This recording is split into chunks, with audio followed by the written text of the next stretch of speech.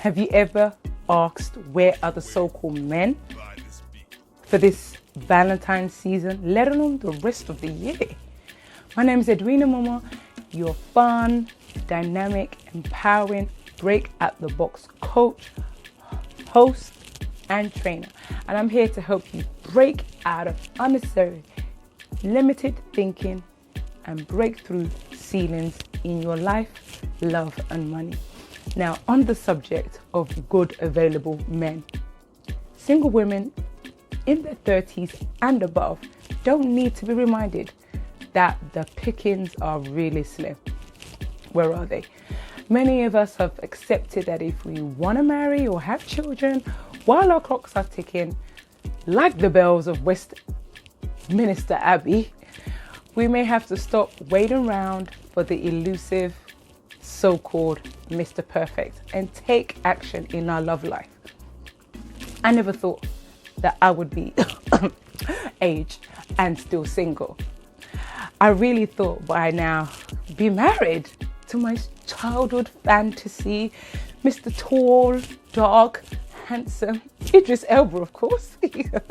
But that fantasy got crashed when he got married to somebody else. So I woke up and I smelled the coffee and the woes of, oh my gosh, am I going to get married?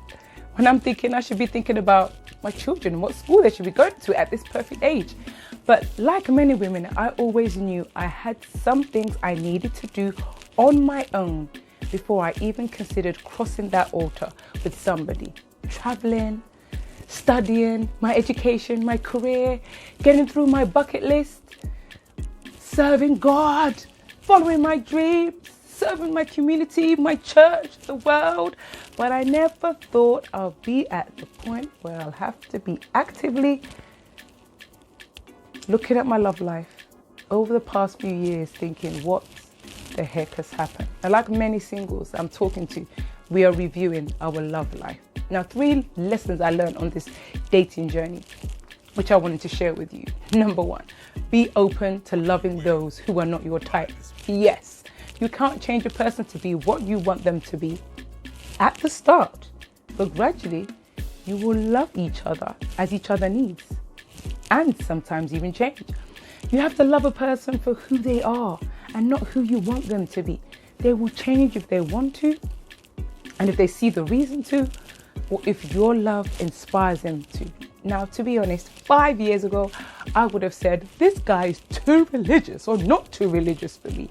I've waited this long for love. I can wait a little bit longer. Oh my gosh, the years have flown by and I realize how hard it is to come across a good guy, let alone godly, and one that checks all my boxes on my list.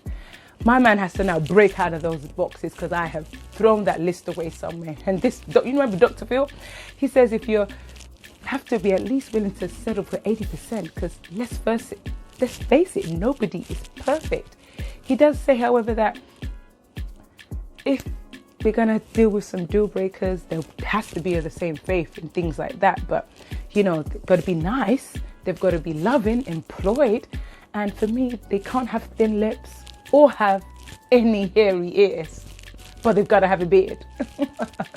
Now, remember, your love will make them better, and love outside of your type. Now, more love for you means more love for them, more love for your community, more love for your family, more love at work, more love for your potential partner. Oh, I'm tired.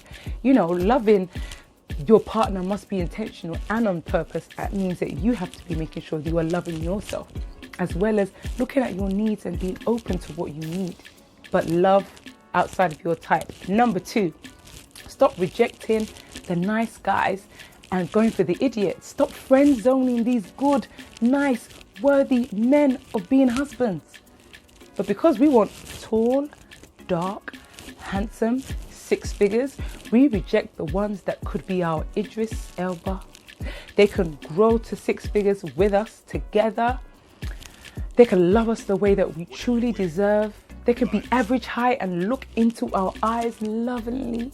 But as I said, go back to that list. Surrender it on to God. Scrap it. put a cross by it. Start again. Stop boxing yourself in. Break out of those boxes. Believe me, if love is a gift, why do we reject the packaging or the look of the gift because we want something else? What if this is what is best for me? Food for thought. And number 3, your love journey is not like everyone else's. Your love journey is not like your parents. It's not like your friends. It's not like your leaders, your pastors, your boss, your work colleagues. Not like the books you read, the songs you sing, the magazines you read, or even the films you watch. These are all inspiration. Embrace your love journey.